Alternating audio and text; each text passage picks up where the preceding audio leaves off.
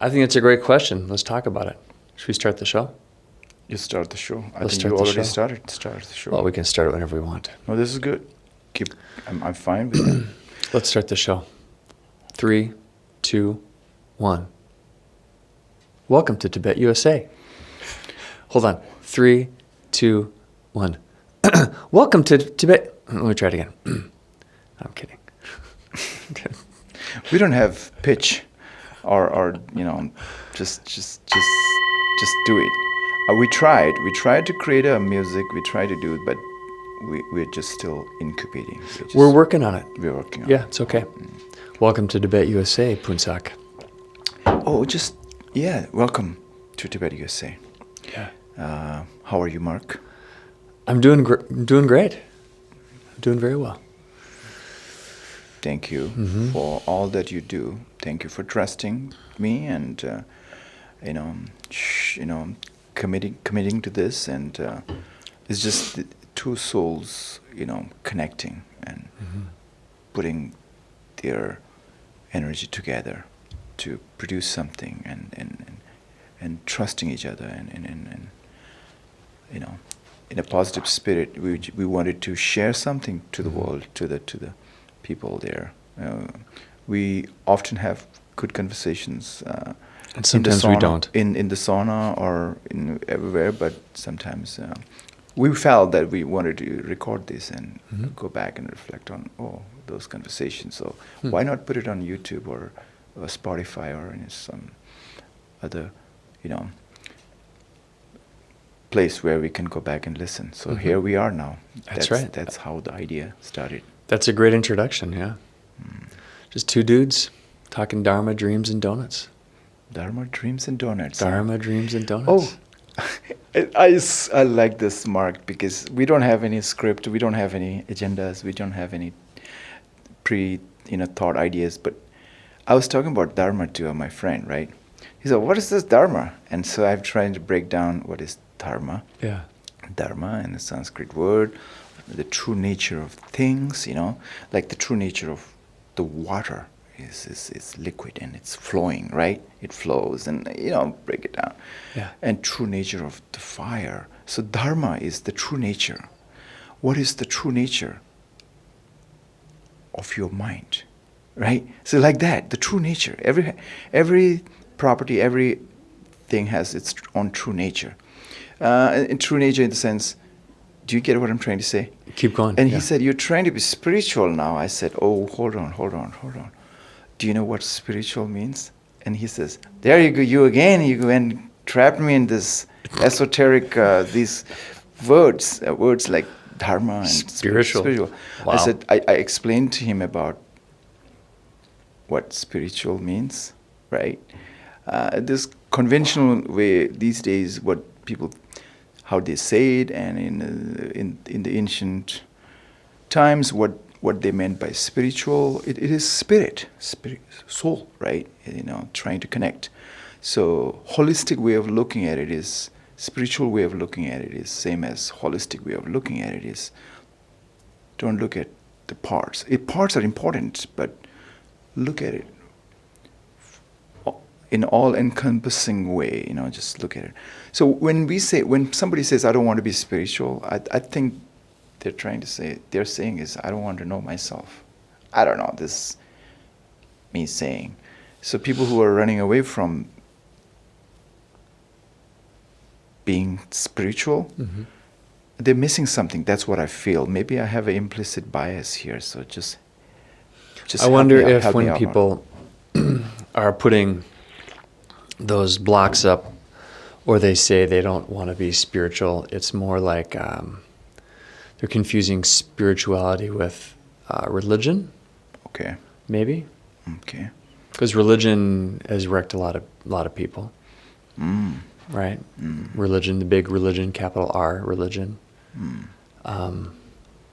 Whereas being spiritual or embracing some kind of spirituality is different. It's more unique and singular than that. You're not really having to sign up for a whole bunch of other stuff like dogma and theology and somebody's specific theology. You're sort of maybe finding it on your own. But I think there's some people that don't really believe in the soul, right? Or that they have a spirit. So, why is it me that always have to take the hard question, right? Oh, I'm just tossing it out there. Do you think that there's people that don't think? Are we doing a dissection of the human soul here? Can anybody prove that there's a soul? So that's another typical. To me, it's so obvious that we're made up of more than just our bodies. Okay. To me, it's so logical. Mm-hmm. I don't exactly know what the soul is, what our spirit is. I think our spirit and our soul are actually kind of different.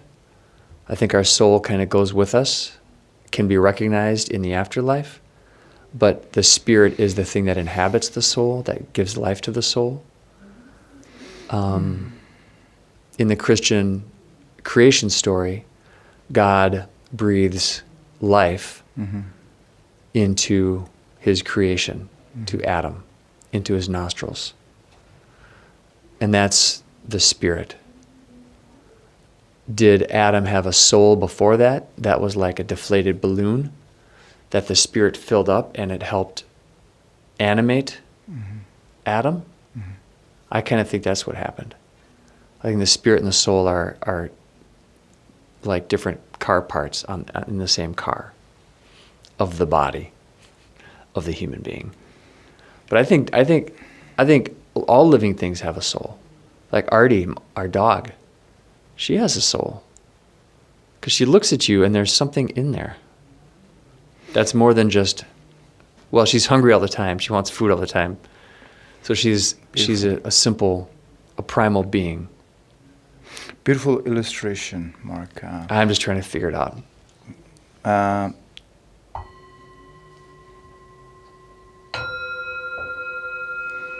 This is not the way to hit the singing ball, but I'm supposed to be quiet when you hit the singing ball. So there's, to cover the topic soul in this episode, we have no plans to talk about soul, but it just happened here. Yeah. So life force, the energy that gives rise to life, gives life, the energy, life force energy. Did I say that correct? They call it different culture, different tradition has different words for that. Mm-hmm. Chinese Taoism may say chi or something.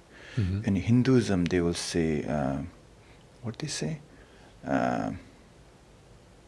Prana. And it's subtle energy they were referring to. And Buddhism, they will say, not Buddhism, Tibetan Buddhism, I think Tibetan Buddhism will say Rlung, R-L-U-N-G, Rlung. In Hebrew, is called the Ruach. Yeah, that's called Ruach HaKodesh. Divine breath. Yeah. I was going to come to that, but you and go ahead. Rlung. You go ahead. Rlung? Lung. In Tibetan. R-L-U-N-G. So R-L-U-N-G. R is just, I just throw in there because... the R is silent. Lung. Yeah. It sounds like the same thing. Yeah. This breath of human, or breath of life, spirit, breath of the spirit. So we believe in, that's why we have different tools and techniques like meditation. In meditation, there's a lot of Tibetan techniques within the meditation to take care of that energy body, the lung, right? Mm-hmm. The balance of the lung is pivotal in the balance of the body and the mind. So we try to take care of the lung because we believe that lung is the one that shapes the life, right? Mm.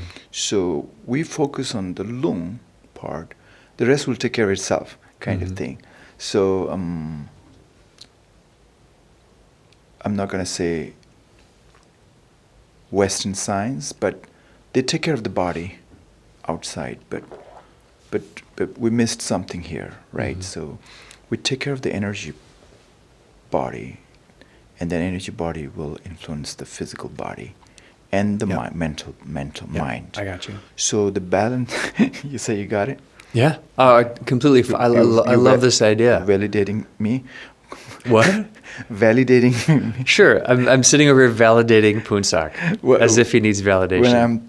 When I'm like you said, the analogy, when I'm thinking through and slowly, saying what I'm, thinking through, and you already said, I know. I understand. Okay. I'm not gonna say anything now. It's just like, okay, I don't know what I'm saying, but anyway. I'm not gonna say anything anymore. You're good. I'm just trying to lighten up the energy. I love this idea, by the way. I completely relate to it. I love it, and I think that's what's missing from so much Western Christianity. Mm-hmm. The practice of it, the churches I've been to, the groups I've been in, the conversations I have. Mm-hmm. There's no talk of, or I should say there's not enough talk of the Spirit that God breathed into us. It's like in the first, couple pages of the Bible.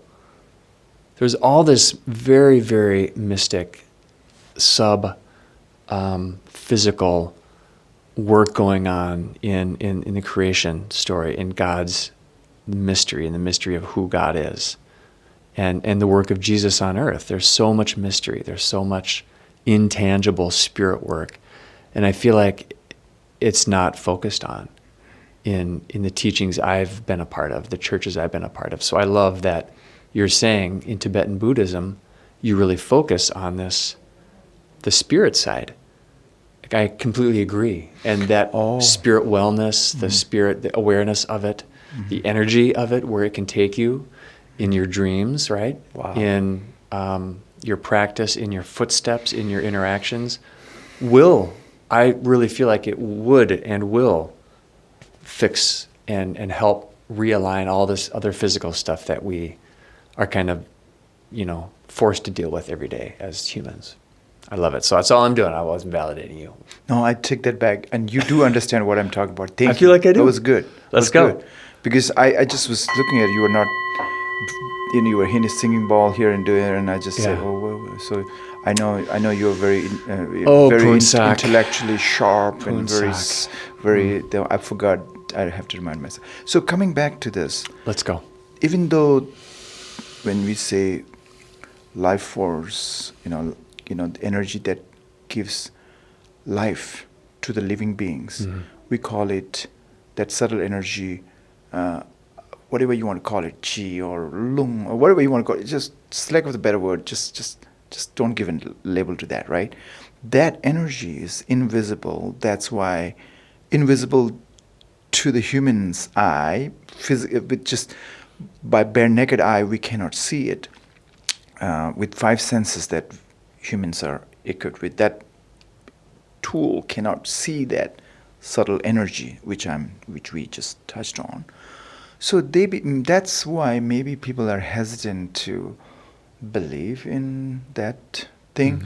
I would say, spirit or soul, that energy. So different words to, but maybe talking about the same thing, I believe. It's beautiful when you said in Judaism, they will say the divine breath, I have to check and see different culture. Maybe Islam has different one, right? That. So that's why it's very important to have guests and share ideas with them, ask questions and learn, and so that we can also share to the world what we got from here. Heard. Heard. You were talking about something before we were rolling here this morning about if you were born to the same parents, but you were born here in America in a Christian family where they embraced Christianity, but they're the same people they are, and you were born, but you're Phuntsok, same mind, same temperament, same physicality, but you were born into a Christian tradition. How would that shape you? What would you believe right now? Would you believe something different? Would you be Phuntsok, always wired for Tibetan Buddhism? Or was that part of your cultural bias, your original culture? That was a question in my head, and I asked you that question. Mm-hmm. I wonder,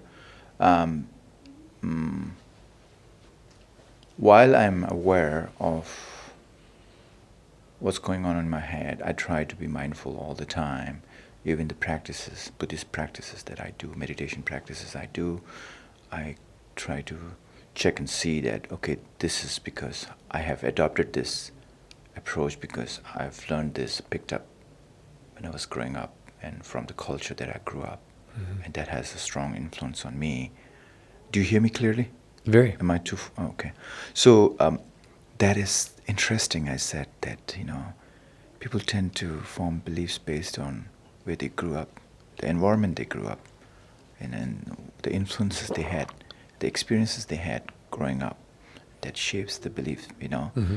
and pretty much shapes whatever they do in their life because of that. So see, that's the beauty, is that you have that reality, and that's what is your reality, and that is true to you. Yet at the same time, that may not be the ultimate truth. That may not be the absolute truth. Am I saying correct? But that is relative truth to truth, and that is actually that really all you have is that relative truth to live.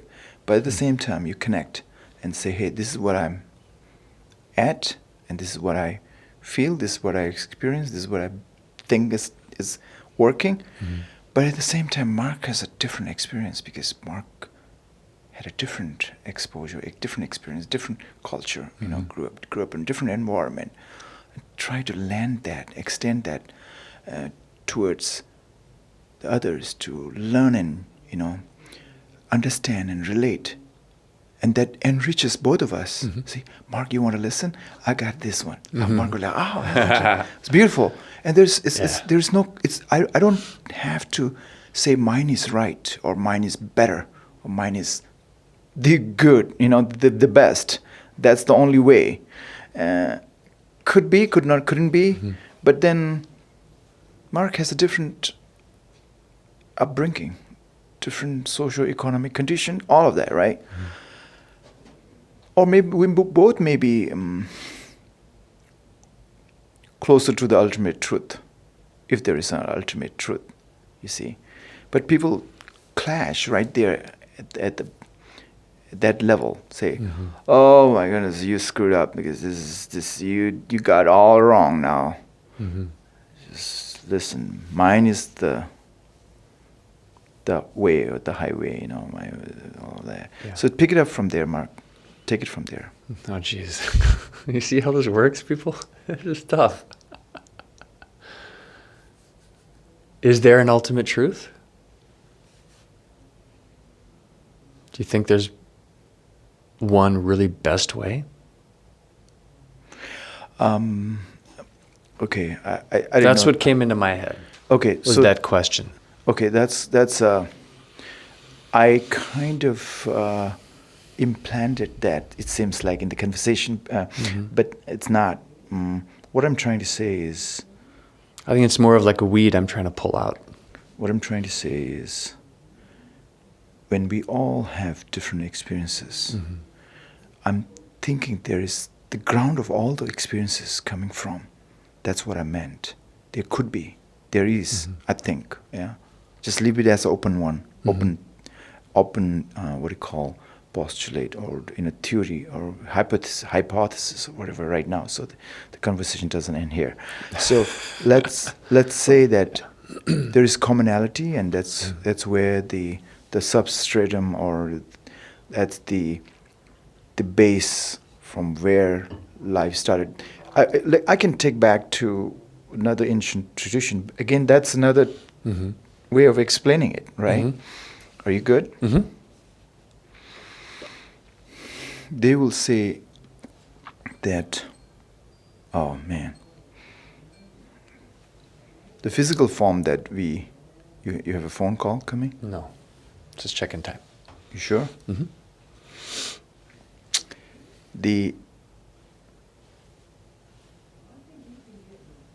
vibration gives rise to the energy. Energy gives rise to the form, right?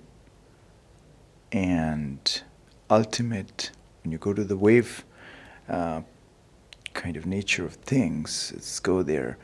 I think that ancient wisdom tradition that I've read, now the quantum physics is connecting there. I think, I know I'm just throwing these big things on this table here, but I believe that we're just more than this physical body and the mental body. I'm saying this through my experience in meditation and dream analysis, that this mind is just formed from the information I picked up, the conditioning I picked up, from birth to up till now. And I can still go back. There are some experiences which is beyond this lifetime. That's what my culture, my tradition says. How should I say? Buddhist brothers and sisters will say that, there is a karmic memory too. That it's not just this life, that you have the blockages from the past life too, so that you have to release that here, because that energy that I was talking about doesn't, and more than the physical here, it transcends all of that, permeates through this time and space and crosses that. So I believe there is more than this physical body and the mental body. Mm-hmm. So that's why, if there is that, there may be the ultimate truth. There is that ultimate truth. By that I meant the source or the beginning or the ground of all the existence. I don't know. So the Christian and so Judaism and Christianity. In Christianity is a shoot off of the tree of Judaism, mm-hmm. which I think a lot of modern churches understand. But there's been a lot of anti-Judaistic moves through Christianity's history to separate themselves from the Hebrew origins of the faith, mm-hmm. for different reasons, cultural reasons, economic reasons, whatever. But those two faiths would say that God is that source, that there's this spirit, this figure, this person in God who is there before anything else was there. There isn't a beginning to God, which always, it's a very hard idea for me to see, to visualize, right? And that form of God, that energy, force, reservoir of all of life's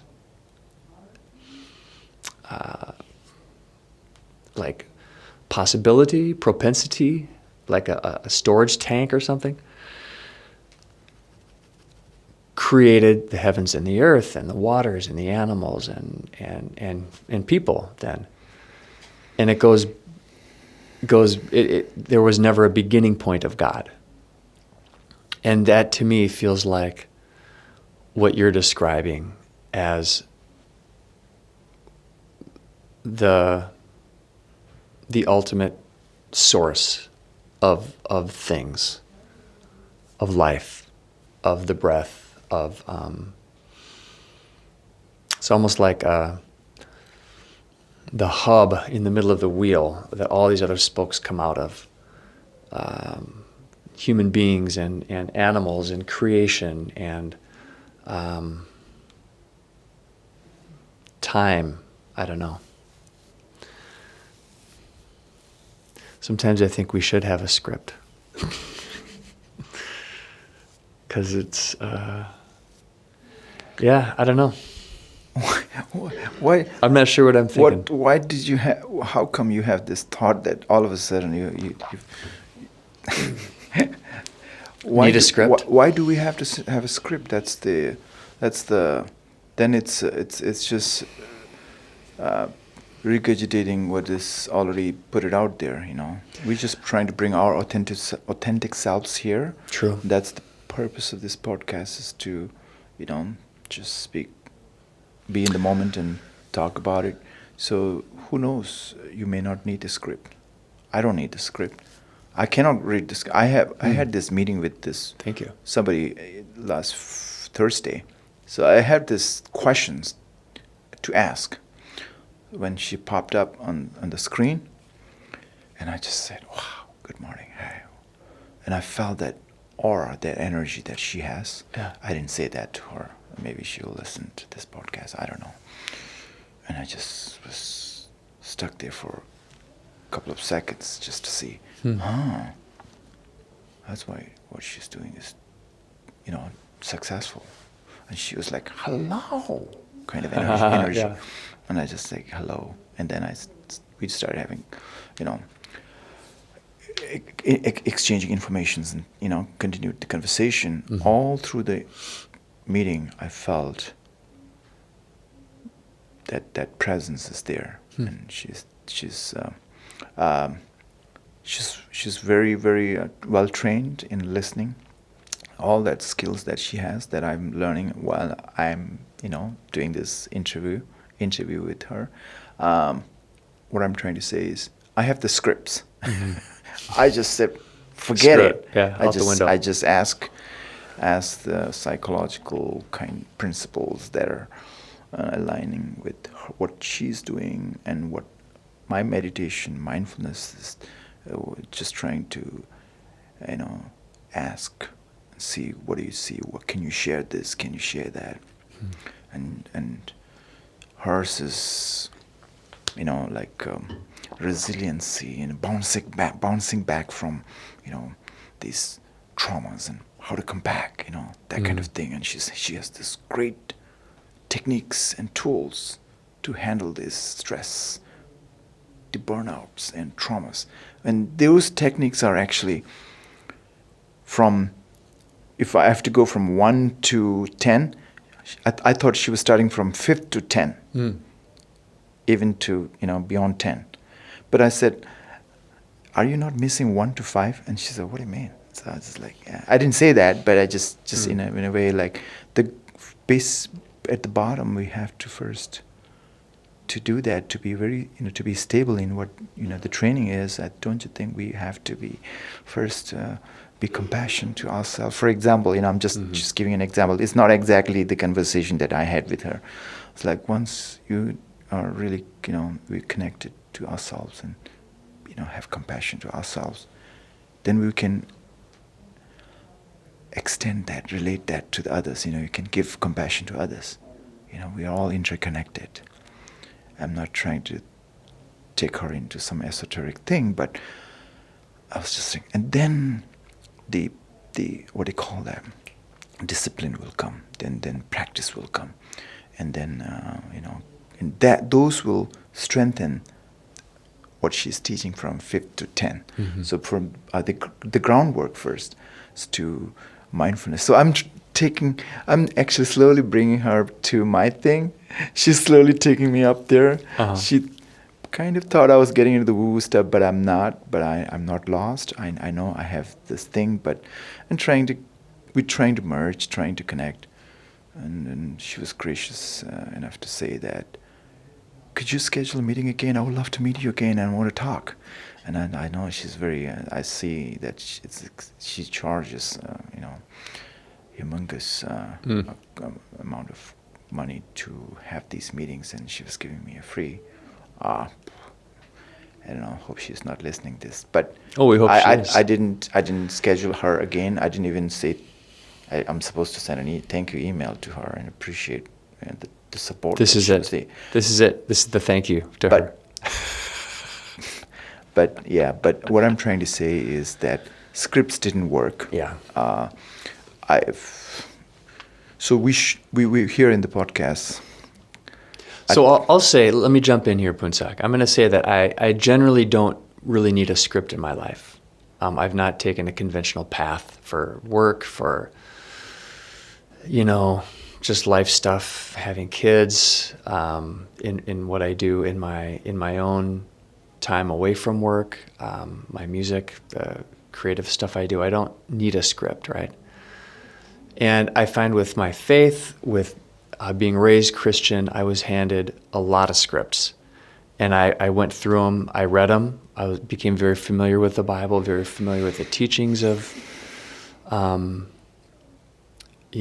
sort of the non-denominational Christian theology, kind of evangelical more than anything. Learned a little bit about Catholicism growing up, learned a little bit of Judaism. And all the scripts they all just didn't add up to enough to me. So I'm comfortable without a script in a lot of my life. But I think at that moment, talking about, I can see the usefulness of them throughout history and as a tool to help organize your thoughts, right? Like, is there one empirical truth that Buddhism, Christianity, Islam, Judaism, Hinduism, that they're all chasing down and that they all are trying to best understand through their own lenses? I'd think maybe yes, but I think each of us sees a different piece of it. And I think that it's all the social aspects, the political aspects, the control aspects that have crept into religion that keep us from working together and seeing. It's like that story of the blind men and the elephant, right? Trying to hold parts. Where everybody has a different part in their hands, or they can touch a different part of this elephant, and one person touches the trunk and says, "Oh, it's it's a snake," and then another blind person is on the other side holding the little fuzzy hairy tail, and they're like, "Oh no, it's a tree or something." It's a leaf of a tree, and then someone's feeling the leg, going, "Oh, this is obviously a tree trunk. It's huge, right?" And it's actually all the elephant, right? So I can see the purpose of scripts, and sometimes I wish I just had an easy answer. That's maybe the American in me, the Westerner in me, wanting it to be a certain way. And that's why I think cut and dried religion, denominational religion, is so attractive to people, because it's an easy thing. They have an answer to everything. And if you don't have an answer, then they say, well, it's just faith. And to me, that's a complete cop-out. But there is a truth in that, because you have to have faith in something. We can't just believe what we see. Going back to what you were saying, how we're spiritual beings. I completely agree with you. But we can't, once we say that, then we're in uncharted territory. There's no empirical truths. So we have to be okay with there not being fact behind our spirits. We can't prove it. It's just because if you are, not you, but if we are, the general you, if we are connected to who we are within, if you are, the tools that we have is like, I was mentioning meditation and all such. There's n number of techniques from different cultures. If you connect to, if you sit quiet, not being hijacked by religion, not being hijacked by your mental concepts and all of that. Sometimes religion can be the hurdle to knowing your true self. Sometimes if you're not careful, you get so identified. So while religion can help, you get those wisdoms from religion, try to learn. But at the same time, if you're not careful, I think the biggest obstacle could be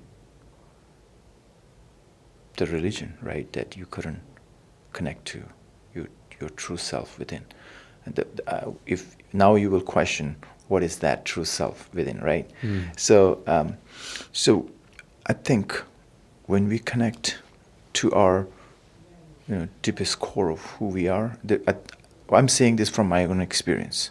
I see the thoughts flying, right? Boom, boom, boom, boom, and it's just like, why is this thought flying? This came from there.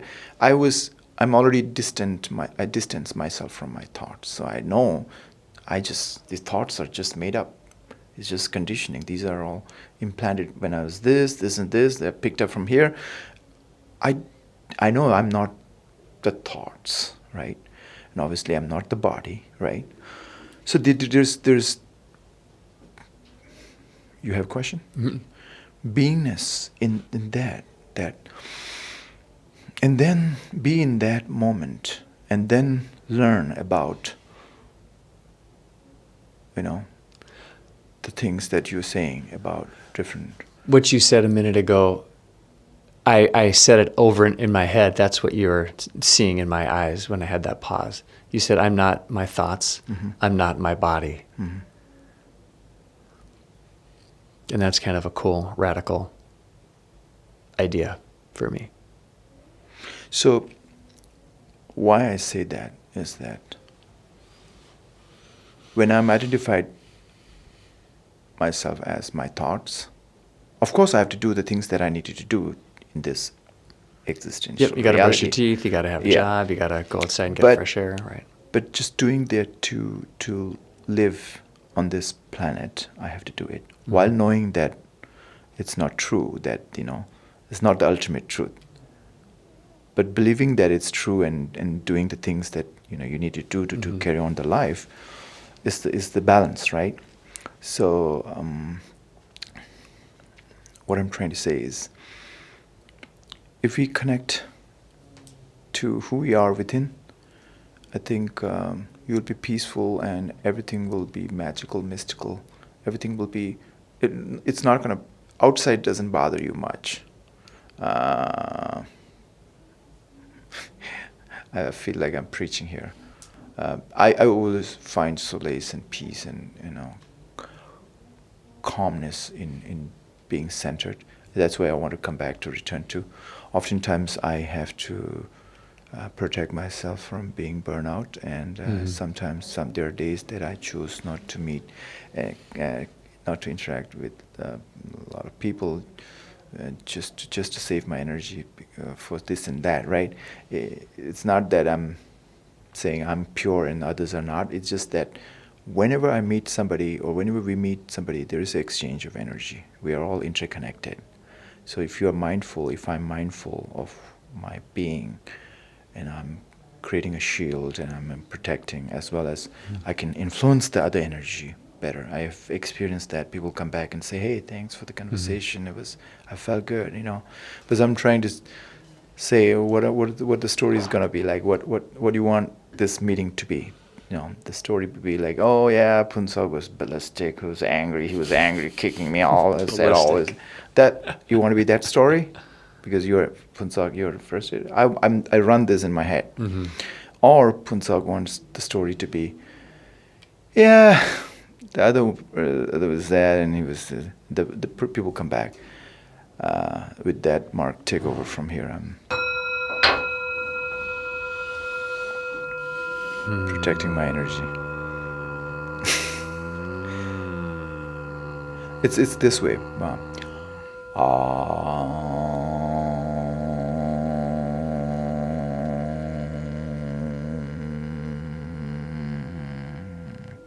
I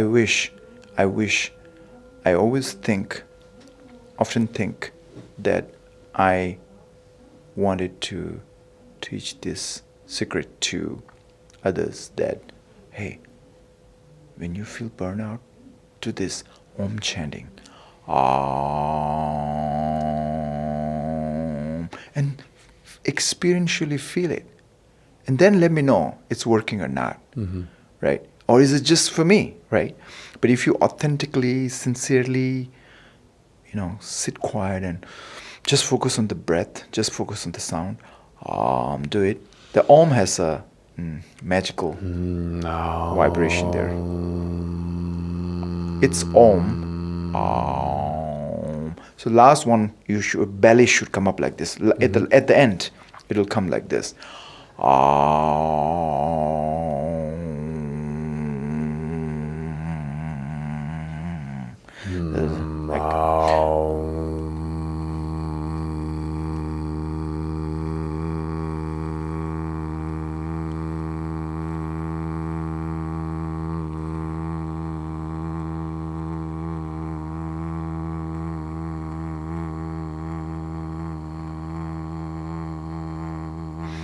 It's not a competition to see who goes the longest. I just won. Woohoo! Yeah, it's the exercise here from. It has but to.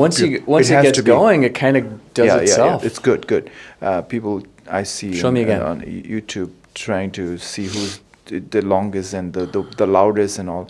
It's so long as you feel from inside within you that it's working, then you have to fine tune yourself. Everybody has their own tune-ups to do.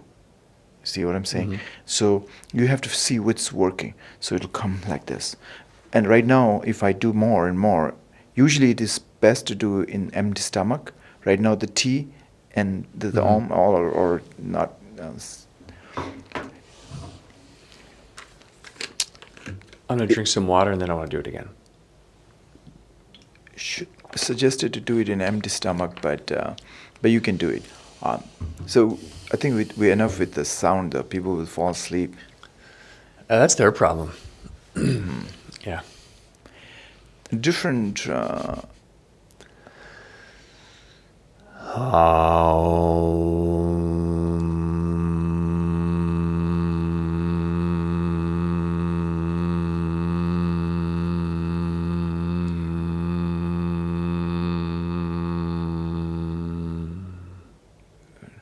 I can say this at this point that you have done this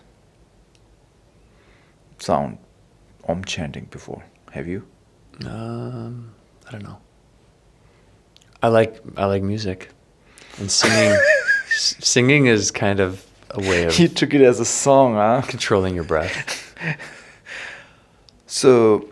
It's self-soothing. I think it's kind of a self-soothing technique. You know, they say that. Sorry, did I interrupt you? Yeah. Go ahead. No, I'm done. I just sit here. All right, so listener, we're getting back to the OG Tibet USA dialogue here. This is kind of how it used to be. We're starting to tap into that magic again. They say that when mind believes in something and repeat that again and over again, you believe that, you believe it, and just plan that again and again and again and visualize it, the subconscious part of the mind. Are you with me so far? I'm 100% with you. Really? What, don't I look with you? Don't I look like I'm with you? I just was don't judge. No, don't judge me. Okay. I'm good. It will come whatever you are believing in, and you do this, repeat it many times, and visualize it, and things tend to happen. What you wished for and what you believed in. Mm-hmm. Isn't that interesting? That mantras are like that. There is some mantras have some prayers are like that too. That you say it again and again and again, and things tend to happen. So it has. Thoughts have power, words have power, vibration. So universe tends to pick up on that. Let me borrow the word universe from you, Mark. You Did I introduce that word to you? You claim to have all these words belongs to the Western Yeah, dictionary. okay. So yeah, right. Anyway, sorry. It's just humor. It didn't work. So anyway, so universe tend to fine-tune with this affirmation or mantra, that repeated chanting or repetition that humans do, and they believe that, oh yeah, remember, you should chant Om and it's going to happen again. This will come true. Another culture will say, nah, you shouldn't say. You should say, what do you say in other religion? They have different different tradition has different way of saying it. Yeah. Now the modern so-called this 21st century, they will say, oh, I'm strong, I'm love, I'm peace, I'm compassion, I'm confident, I'm successful, I'm rich, and they keep repeat whatever the mantra they wanted to have it happen. They do that and they visualize it, and then they happen, and it comes true, and then they will say, yeah, it worked for me, right? So it's I know you're shaking heads, but it's interesting that there's a connection between the subconscious and the conscious mind. Conscious mind is that we're using this now talking. But there are a lot of things stored beneath the conscious mind. Stored meaning implanted. And it is there.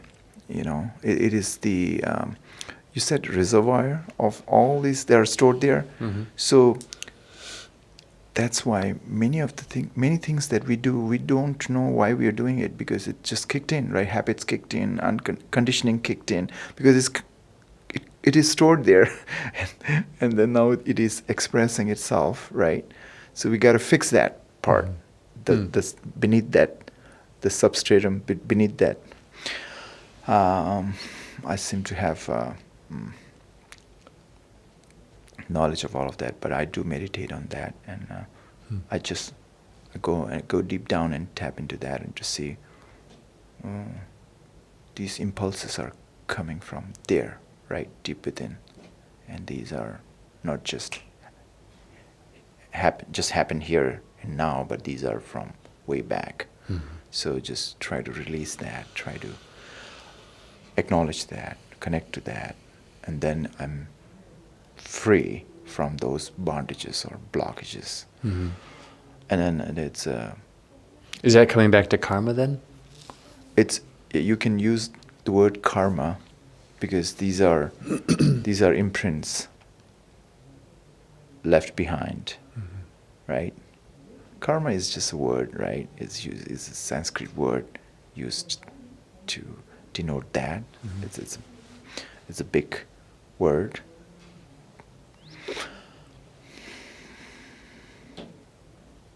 You're looking at me like, I keep going. Eventually we're going to have a video podcast, dear listener, and you'll get to see these things that we're talking about. No scripts, just like that. Yeah, I was checking.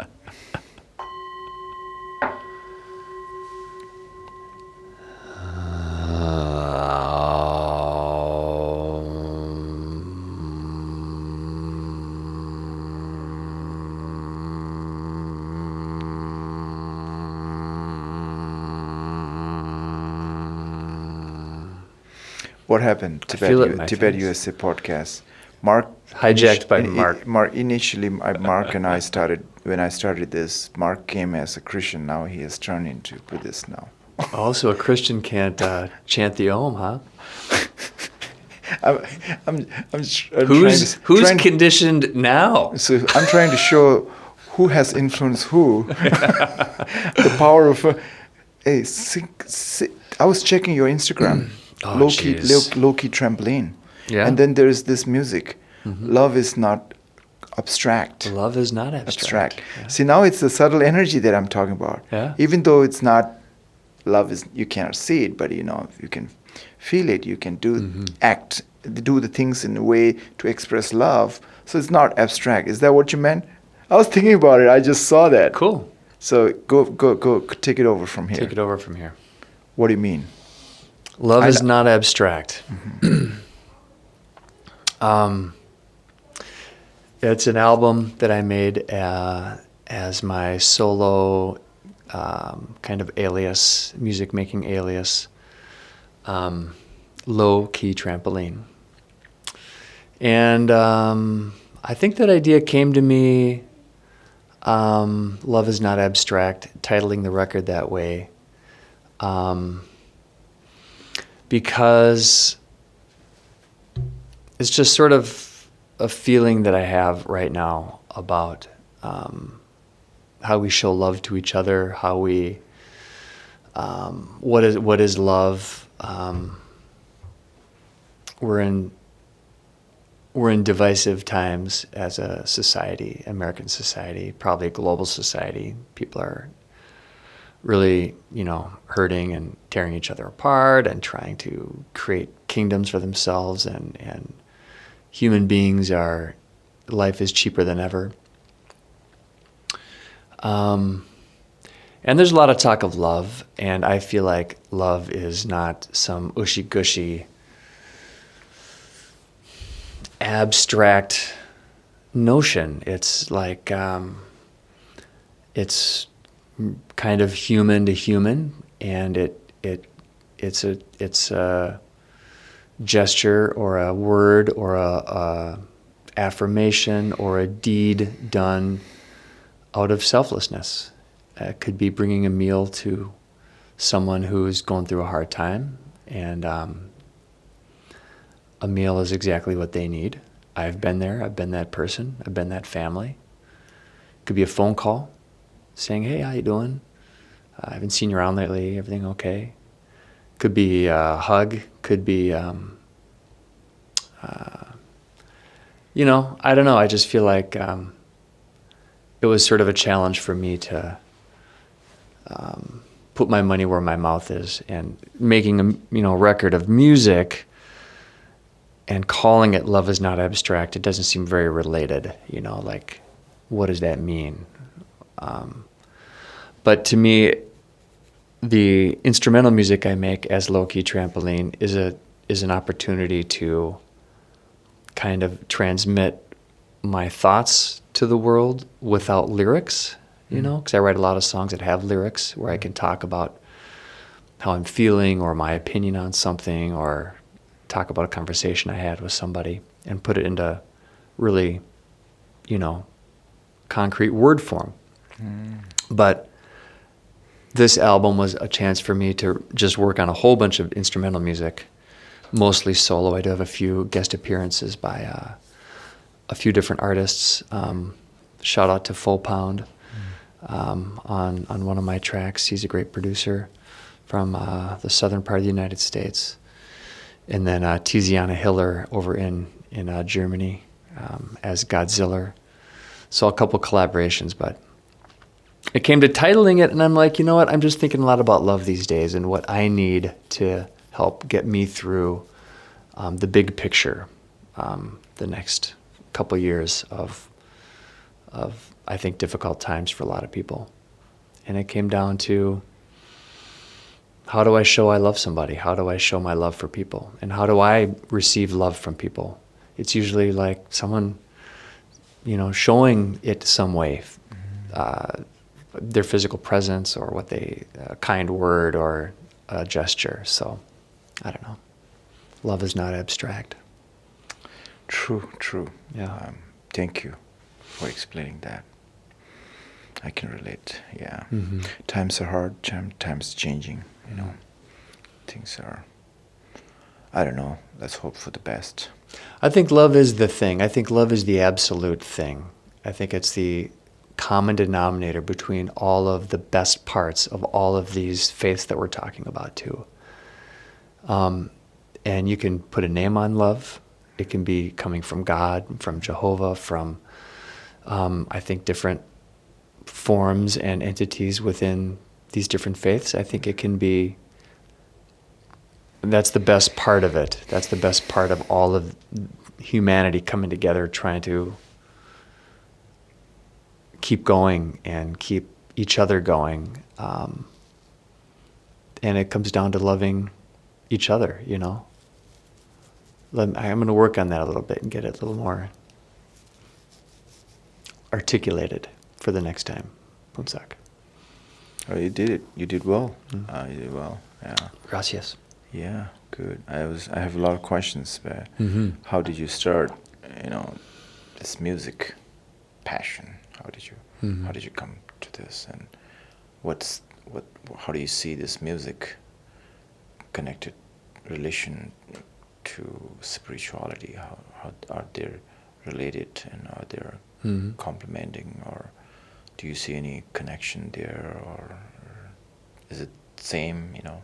Producing a music is very spiritual to you, or is this being spiritual is to what? Mm-hmm.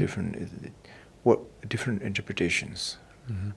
I'm coming back to the to the dharma and dreams and all that. It's yeah, great. Good. I used to love music back in the days, but with age now, I couldn't sing, I couldn't play. That's not true. You sing. You love music. The first couple of podcasts were all about Phuntsok singing a song. I just couldn't believe why I did that. It's great. And those songs are not the best one that I know of, but it's all good. Thank you for the opportunity to sing. What is that, opportunity? Opportunity. I'm using the word opportunity as a song as well. Let's go. Let's write a song about it. Opportunity. Well, let's tackle these questions and more on the next episode of Tibet USA, shall we? Yeah, sure. Okay. Phuntsok, thank you for sitting across from me, for tolerating me, for putting up with me, for listening to me, for affirming me. I feel loved. Love is not abstract. Cool. Yeah. Are you good? Thank you, sir. Thank you, and that's all we do. We put up with each other. That is what we do. And thank you, audience, for putting up with us, too. Absolutely. That's where the real thanks goes. Because we're a lot. Yeah.